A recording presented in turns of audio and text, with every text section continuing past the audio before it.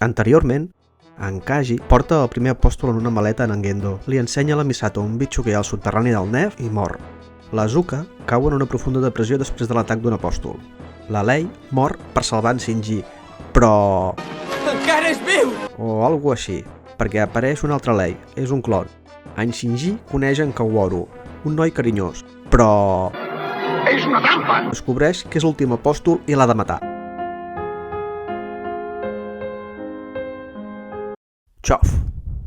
Farem veure que l'altre final de la sèrie, on hi ha monòlegs i uns tios aplaudint al final, no ha existit i faré un spoiler del final alternatiu de la sèrie. Avui te'n faig un resum de The End of Evangelion.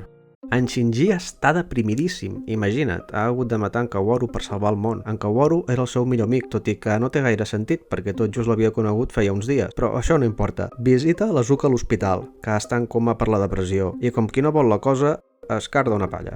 Mentrestant, la Misato hackeja l'ordinador del Nerf i descobreix que, en realitat, tota la humanitat ve del segon apòstol, Lilith. La cosa rara que tramava Cele és fer evolucionar la humanitat cap a una cosa desconeguda, a través d'un esdeveniment anomenat Tercer Impacte. Mentrestant, els paios de Cele discuteixen amb en Gendo i en Fuyutsuki per una cosa rara que estan tramant i es declaren la guerra. Resulta que Cele són els dolents de la peli i envien tot un exèrcit a trinxar el Nerf i comença una massacre i aniquilació.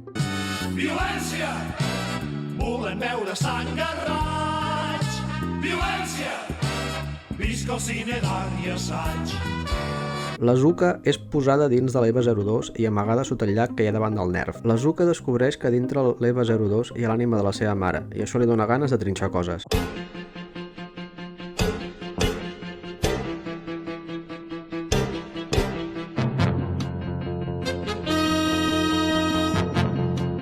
Com que els dolents veuen que estan perdent, li envien un regiment d'Eves que van sense pilot. I comença una batalla duríssima.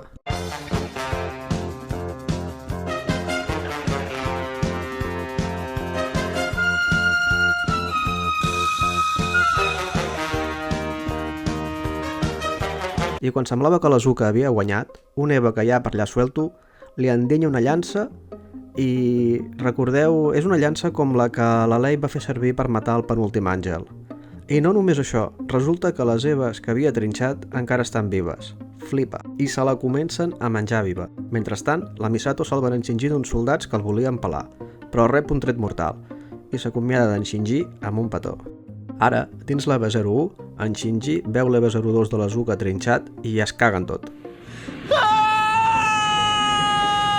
Mentrestant, en Gendo és amb la Lei clonada, davant de Lilith, que és el segon apòstol. I de cop i volta, apareix la Itsuko i en Gendo li endenya un tiro.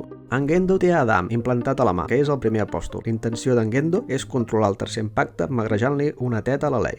Però la Lei no vol, i vol que sigui en Shinji qui controli el tercer impacte. Ara passa una paranoia rara, on l'EVA-0 i la resta d'Eves formen un arbre de la vida cabalista, cosa que representa l'inici del tercer impacte. Apareix un ésser gegant en forma de Lei, però en Shinji li fa por.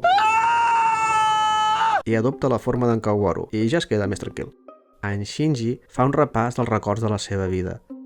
I després, tota la Terra queda plena de milions de creus. Cada persona es converteix en líquid, i abans de morir, se'ls apareix el fantasma de la Lei en forma de diferents personatges secundaris. La Lei li deixa triant en Shinji entre la humanitat en un estat superior, que és l'objectiu de Cele, on no hi ha individualitat i totes les persones són un únic ésser feliç, o el món convencional, amb les persones separades pels seus propis cossos i egos. En Shinji, al principi, creu que el patiment emocional i la solitud poden fer que mai es trobi la felicitat en el món real.